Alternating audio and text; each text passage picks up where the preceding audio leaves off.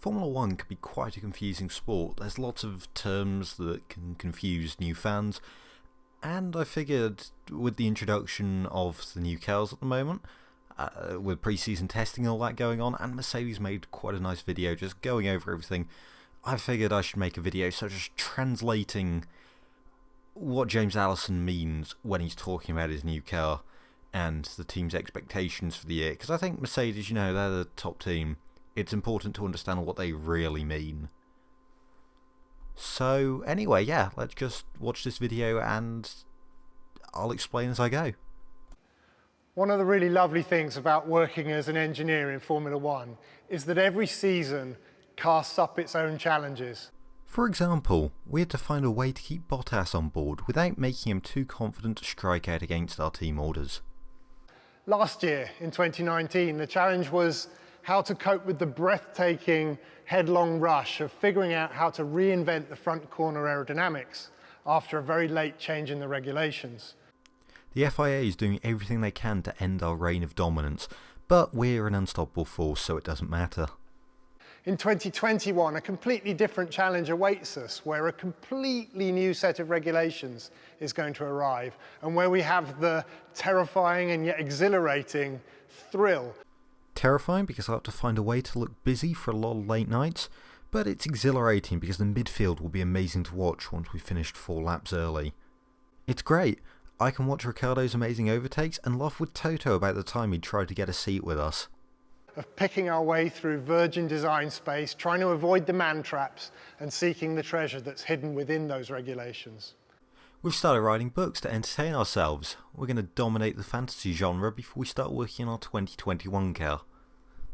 And this year, 2020, a completely different set of challenges all over again. We are pushing the absolute limit of how densely you can pack sandbags. The challenge being, in a year where the regulations are completely stable and where the tyres haven't changed one little bit, how do we take last year's best car, the 2019 Mercedes car, how do we take that car and produce something properly competitive when the regulations haven't changed?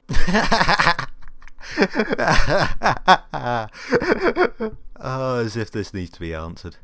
The temptation for us was just to keep polishing that one. The real reason our cars are silver is because that's what you get when you polish a grey area to perfection. After all, it finished the season really strongly. If we took last year's car to Melbourne, we'd probably still get pole by at least 2/10. And it was developing very fast all the way through the year. So there was still lots of opportunity to make that one quicker. I had a mechanic check it out earlier. It's still 50 kilos over the minimum weight. I didn't even know we could fit that many sandbags in it. That conservative approach was very, very tempting. But in the end, we decided that wouldn't be enough. We were feeling the breath of our opponents on our shoulders. We know their hunger, and we know that if we don't do something impressive with this car, they'll eat us up and leave us behind. I'm doing everything I can right now to try and get Mercedes to send us more money. My yacht isn't going to buy itself.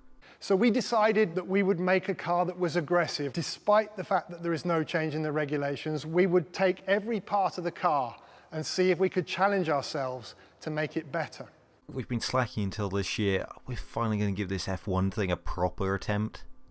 And I can't do justice in a short piece like this to all the hundreds of things we've done, but I'll tell you some stuff about the front, the middle and the back of this car, the areas in which we've invested to try to give us an opportunity both to hit the ground in Melbourne with a car that is a big step forward and also to have a platform that will keep developing strongly through the year.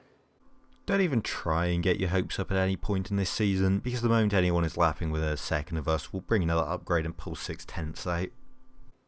So at the front, first of all, at the front we've changed a lot of the structure of the front corners. We've made it much harder for ourselves structurally, much harder to take the forces, but we've rearranged the detail inside the wheels and in the way the suspension goes into those wheels so that we have more aerodynamic opportunity in the front end. This is the part you'll hope will snap because it's the closest thing to a point of failure across this entire car. A difficult project, but one which has given us good aerodynamic gains. In the middle of the car, a couple of things. First of all, something which is pretty familiar to the sport because actually many teams have already adopted this.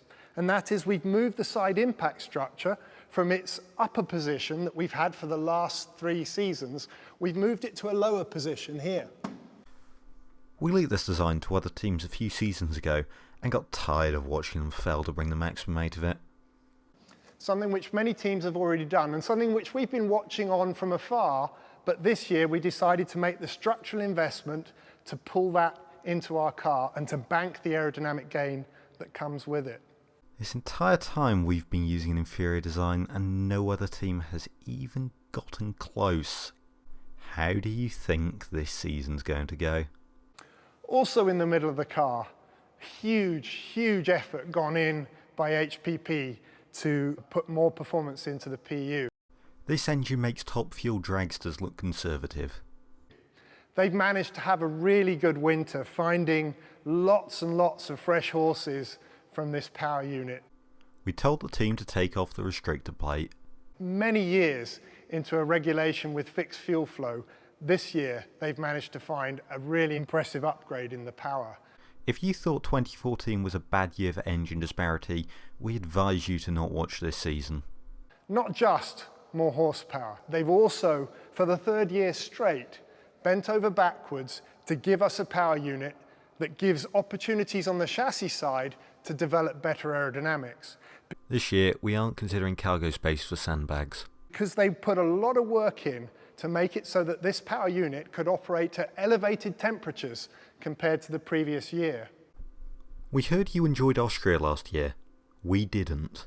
We advise you to forget it to avoid disappointment.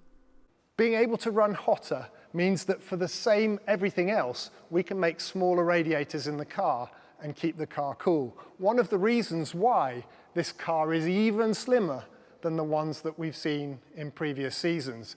Last year's chassis would have stuck way out the side of this bodywork, but this year's one narrower still as a result of the investments that HPP made on our behalf in their power unit. HPP have found ways of integrating the sandbags into the engine itself. And then finally at the back of the car, probably in these camera shots because we're a little bit coy about it. We just want to feel included in everything. All the other teams hide their cars, why can't we? You're not going to see all the detail, but I can tell you that the rear suspension on this car is extremely adventurous. If Ferrari tried this, they'd do a repeat of COTA 2019 at every single race. We've put into the back, specifically on the lower rear wishbone, we've put a new geometry in there, a new geometry that gives us more aerodynamic opportunity, allows us to get more downforce on the car. This thing will drive upside down in a tunnel at 30. Taken together, all these investments that I've been describing, none of them are easy, and nearly all of them are a structural compromise, where we've had to put weight on the front, in the middle, and at the back of the car in order to realize these gains. Honestly, it felt a little bit odd not having any huge sandbags. Dave from Car Dynamics even started crying, so we put in a bit of extra weight just to say thanks for all the hard work, make him feel more at home with the car. And that weight has had to be paid for by hundreds and hundreds and hundreds of small innovations by other designers who have managed to save the weight that's allowed us to buy each of these investments. I'm being paid by Mercedes to sit in a room all day and watch people design race cars while I watch the stocks. Living the dream. But these investments have given us a good winter. We've got a car here that is streaks ahead of that one in terms of downforce. Ferrari is screwed. We've got a car here whose development slope has kicked up, is steeper than the one that we finished last year's with in that very, very good car from 2019. Red Bull are screwed. And we've got a car here that we hope will be fertile ground to develop strongly all the way through the 2020 season. The Mercedes Golden Season hype train has left the station.